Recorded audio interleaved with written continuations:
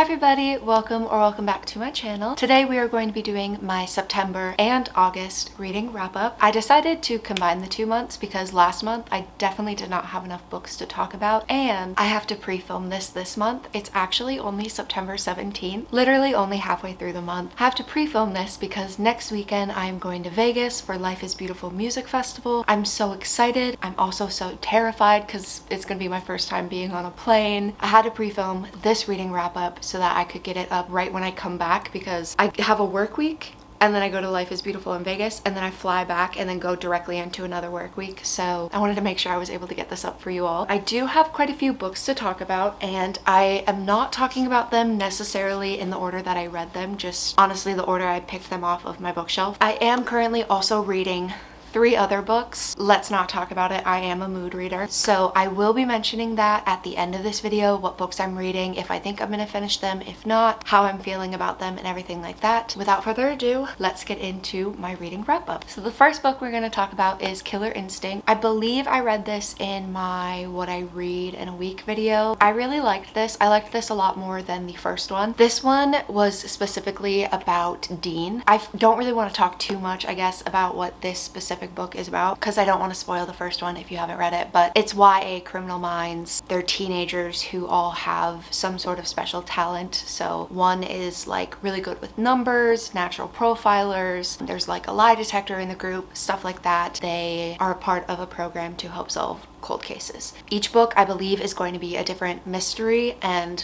directly related to a different character. I really enjoyed this one. I am hoping, after I finish the books that I'm reading, to get into the third one from this series. I gave this a 3.5 out of 5, and yeah, it was just really good book, really fast read. Would recommend if you haven't already read them. And then this is the first book that I read in August, and this is For the Wolf by Hannah Witten. If you watched my fall fantasy recommendations video, I talked a little bit about this book. This is a story where in the world of this story, every second daughter, I believe of like the royal family, I think it's the royal family, they get sacrificed to the woods because the woods took their kings and they're trying to get the kings back. The second daughter is always sacrificed to the woods. I believe it's on like her 18th birthday or something like that, in hopes to appease the wolf who is in the woods. Obviously it's a fantasy. I believe it's kind of like a Little Red Riding Hood, Beauty and the Beast type of story, so you can assume what happens. I really liked this. This I think would be great for people who are into fantasy and into fantasy romance, but they want a little bit more fantasy out of the fantasy romance. I think it was a little slow for me at first, but I don't think that has to do with the writing or anything like that. I think I'm just kind of burnt out with fantasy right now. I gave this book a 3.75 out of 5, very oddly specific. It just didn't feel like it was a 4 out of 5 in my head, but it definitely was higher than like a 3 or a 3.5. And then I believe I read most of these books in my weekly reading vlog, but I read 3 of the Throne of Glass books. So I read The Assassin's Blade, which is 5 different novellas within this book. I read Crown of Midnight, which I believe is the second book. I get the order of these books mixed up all the time, so I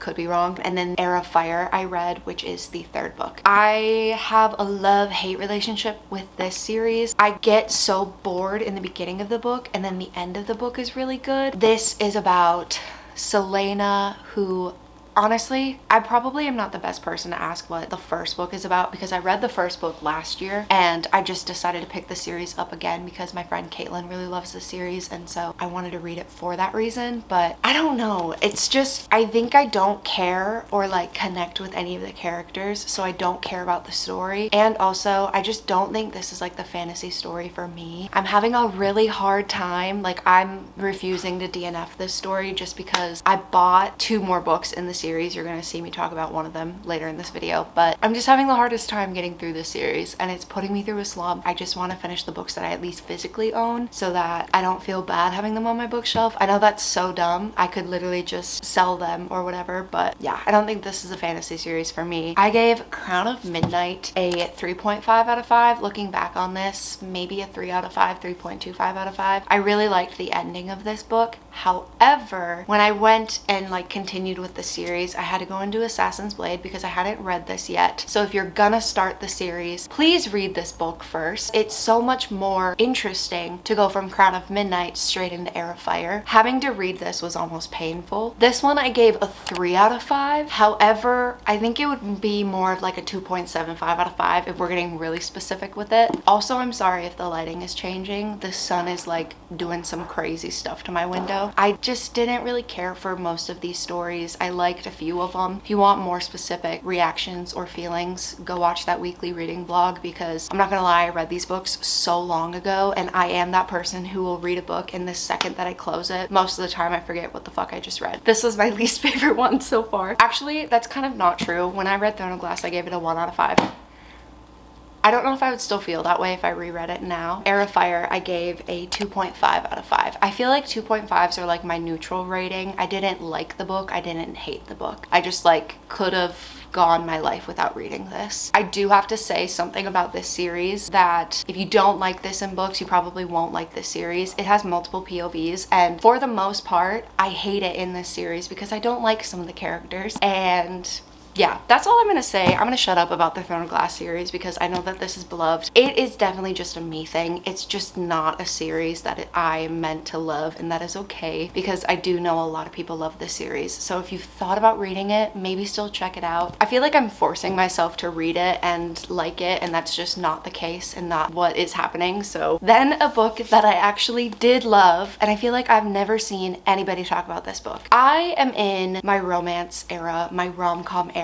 I don't know why. I've been doing movie nights where I'll get like wine drunk and watch early 2000s romance movies, and I've been literally eating up romance books. This is Sammy Espinosa's last review. I don't think I have maybe talked about it on my channel, but I have worked within the music industry at shows. Like, I've worked quite a few. So this is about a musician and then a music critic. And I feel like I never, like, music, if you watched my YouTube channel when I was in high school, you know this, but like music is something that is so special to me in like such a deep way. Live music is so important to me, everything like that. And I feel like I never read books where music is the interest. I think that this book is what people who love books, what book lovers is to them, this is to people who love music in that way. Like, I adored this book so much. This one, I also gave it 3.75 out of 5. However, I feel like this would be a solid like 4 or 4.25 out of 5. It is about Sammy. She just broke up with her girlfriend, and so she's going back to her small town basically to kind of get over the breakup, but she also has to revive her career. She's the one who is the music editor, and the way that she's going to revive her career is by writing a piece about this like beloved rock star who is also from the small town, who she had like an amazing one night with ages ago. I feel like I can't say more than that, or I'm gonna get into kind of spoilers of it. It is just so good. There's a lot of side plots within this book. There's a lot of like found familyness in it, and talking about what does it mean to be family, just finding family within blood as well as outside of blood. I guess I don't think that made any sense, but yeah, please read this. If you're gonna read any book in this video, please read this. I loved this book so much, and it's also just a very stunning cover. Sorry if the lighting and the angle of the camera changed. I had to go calm Stella down because she was barking at dogs outside. The next book that I read, and I did not do a reading vlog on, I was going to, but I decided not to, and I'm kind of glad I didn't. This is The Perks of Being a Wallflower. This book is very triggering. If you have never read it and you have no idea what the movie is about, like I did, I kind of knew some of the topics that were in this, but I'm very lucky that I'm not a person who is affected by things like that very easily. So if you are, definitely look into the triggers of the contents that are in this book, because there are quite a few. I'm not going to explain the story because mostly everyone knows it. I do have to say some of the things that he talks about like being a wallflower, it's like in itself, or just kind of being like a weird human, felt very comforting to read about a character that you can relate to in those aspects. But a lot of this book is really dark and really deep. It is very interesting because it is like specifically journal entries, and you start off when he is about to enter his freshman year of high school, and as you keep going, the grammar gets better, the verbiage that he's using is more scholarly. It's just a very interesting piece to pay attention to when you're reading it. A lot of this book is very dark. If you're going to read this, please look into all the triggers for this. I gave this book a 3 out of 5. I really liked it. It was a pretty fast read. I'm glad that I finally have that off my TBR because that has been on my bookshelf TBR for the longest time. And then one book that I have been looking forward to reading this for so long. This is The Only One Left by Riley Sager. It is kind of inspired by the Lizzie Borden case.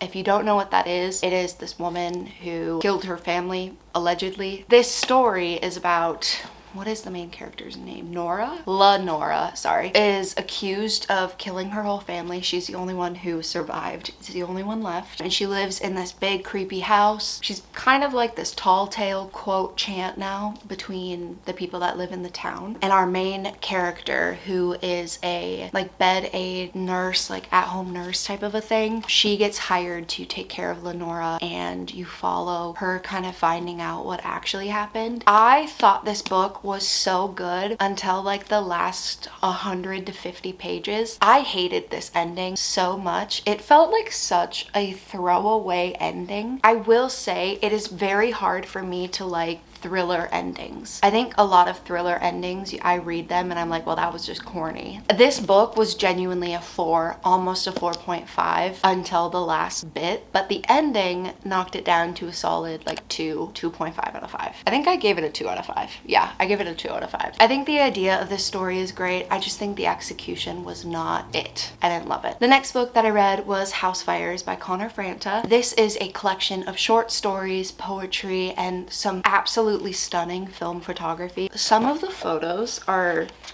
just genuinely some of the prettiest photos I've ever seen. Whatever they did to print this and get the photos to be that bright and vivid was just so incredible. I really liked this. I do have to say it was written, I believe, right around the pandemic, so he kind of talks a lot about that. He talks about a lot of like what it's like to live as a gay person in America. He talks quite a bit about the pandemic and then like about social injustices and things like that. There is some beautiful work in this book. I don't think I feel like fairly to rate this book. It's not necessarily like a memoir, it's not someone's life, but I don't know, rating this just kind of feels wrong. It's more so just like literature that you read to feel connected to other people. And then I saved the best for last on accident. I actually didn't know that I was going to do this. I read Love Theoretically. I Need You, oh my god. I think I said if you haven't read Sammy Espinosa, you need to read that out of all the books. You need to read this. I know what everyone's gonna say. It's just like The Love Hypothesis. This book is so much better than The Love Hypothesis. I will say, if you haven't read The Love Hypothesis, read that book before reading this book because there is a cameo and it is just the cutest cameo ever. So this is about two rivals.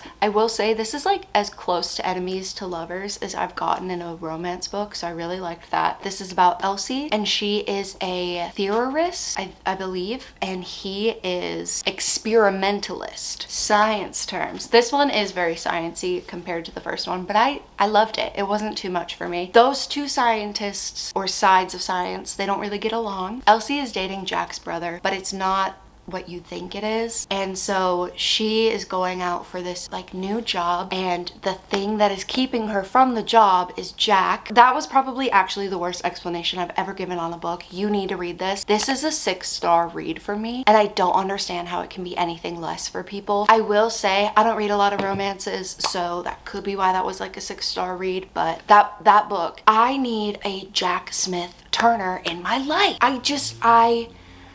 That book had me kicking my feet and giggling, and my camera is dying, so I need to wrap this up. Then I read Fourth Wing. I read this just recently. There's an entire reading vlog if you want to watch and see what my opinions on this book are. I'll have it linked down below. I will also have my Goodreads linked down below if you want to see like up to date what I'm reading and stuff. Follow me or friend me on there. I don't really know how to work Goodreads, but I will try and add you back. I'm trying to rush through this because my camera is dying. Anyways, the 3 books that I'm reading right now. 1984. I'm reading / listening to this. I've been listening to it while I'm at work, so I'm about halfway through this. I'll probably finish this before the end of the month, which is why I wanted to talk about this. This book is not my favorite. I very much understand why it is read in schools, and I understand like it talks a lot about basically like how information is fed to us and everything like that. I understand why that's important, but he talks a lot, kind of spoilers I guess, about like women or killing women in this, and it's just kind of makes me uncomfortable. Probably, honestly, I thought about DNFing that book, but the fact that I'm listening to it while I'm at work, I'm not going to DNF it. But I think that will probably be like a solid 2 out of 5, maybe a 1.5 out of 5 if I'm being real. Then Queen of Shadows. I am on page 179 in this book. I couldn't tell you what's going on in this book, and this one is